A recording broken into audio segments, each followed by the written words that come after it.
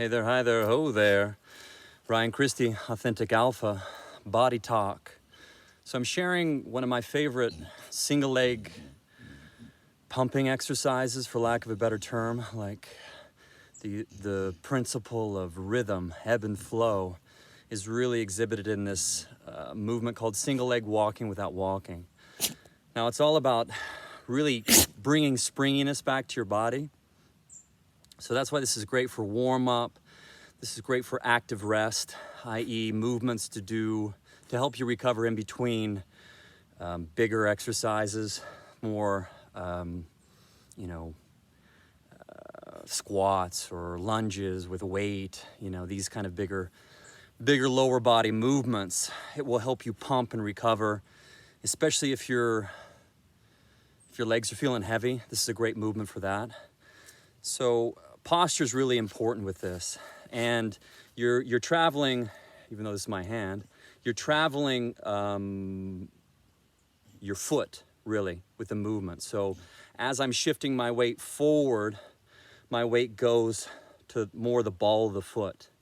And as I'm shifting back, I'm sitting back, it's almost like I'm recreating a slip where the leg that's in the air goes out in front. So there I'm sitting back on my heel, learning to catch myself as well. So you're traveling the arch of your foot, boom, boom, boom. So in essence, like this is what you want to try to recreate. But balance is a big part of this, right? So what I learned from David Weck, a great reminder for balance, especially single leg, is head over foot. So making sure your head's over foot, because as you're moving forward and back, depending on the direction that your knee is going to these different angles of your foot, like your head is gonna be maybe moving all over the place. So that's a good focus point. If you're losing your balance, either to the left or to the right, be aware of what your head is doing. So keeping your head over foot, okay, as you're doing this. And then you're thinking about this forward and backward shift. Now your upper body posture is important as well, because as you shift to your heel, as you come back, there's a tendency to want to do this. And that's usually the reaction of when we're falling.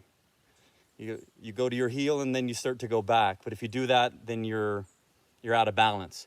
So you want to lean into that as well. So keeping your upper body folded forward as you're shifting your weight over the ball of your foot and then to the heel. And then you're traveling it. So enjoy. There's a lot more depth into it, but I want to go super deep, allow you to experience it and get the most of it. Your foot is very dynamic. Big toe, well, your thumb is your big toe, but from big toe all the way to the pinky toe and how you're traveling, and then the direction that your knee is going, and then head over that as well. So take your time with it. Be patient if you're losing your balance. I show you a variation I'm on a mat. So if you have a mat, like it's a little bit unstable, especially if you go barefoot. I recommend barefoot when you do this, because then you can really get areas where you might be blocked or imbalanced or not using your foot as much, as opposed to letting the shoes and support do that for you. But foot on a harder surface is easier than foot on a mat, because the mat's a little bit unstable. And then I also show you a variation with the earth board, which is even more challenging for balance, because you just shrink the surface to for your balance, your point of stability. You shrink that down with the earth board. Once again, the earth board is an evolution of the Shena board from Persian Yoga, which is primarily Persian Yoga. They use a Shena board for push-ups, grip. But part of my evolution and using it was to stand on it. So this is really where you can get even more benefits from your balance, increasing your balance and your connection to your foot and head and everything as well. And as you get better at the single leg walking without walking, one great way to challenge your balance is to just close your eyes. And then you'll really see what's going on with you're using your vestibular system, so your inner ear, and then also your proprioception, like your body's awareness of itself in space. So when you take out the eyes, it will really bring out any compensations that might be hiding in there. So have fun. Once again, one of my favorite go-to movements if I really need to pump out a workout, a leg workout. My legs are heavy if I've been traveling or sitting a lot.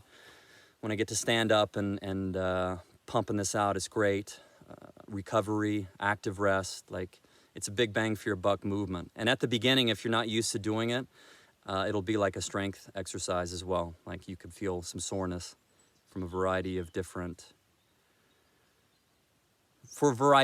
reasons, right? It depends. Sometimes when you pump out like stuff that's been stuck in your body, waste, quote unquote, like you could feel sore post that, or it's just you're working your muscles. Like you should really feel your butt, your foot, your calf could be activated, like your whole leg, hamstrings, inner thigh. That's why it's a beautiful movement and why I want to share it with you. Body talk, single leg walking without walking. The more you do, the better as well. So try to go for higher reps. Can you do 50? 50? 100? If you can do 50. So like shoot for more. And maybe you have to split it up. Like if you lose your balance, just get back into it and then keep going. Flowing and growing, moving and grooving. Ryan Christie, Authentic Alpha.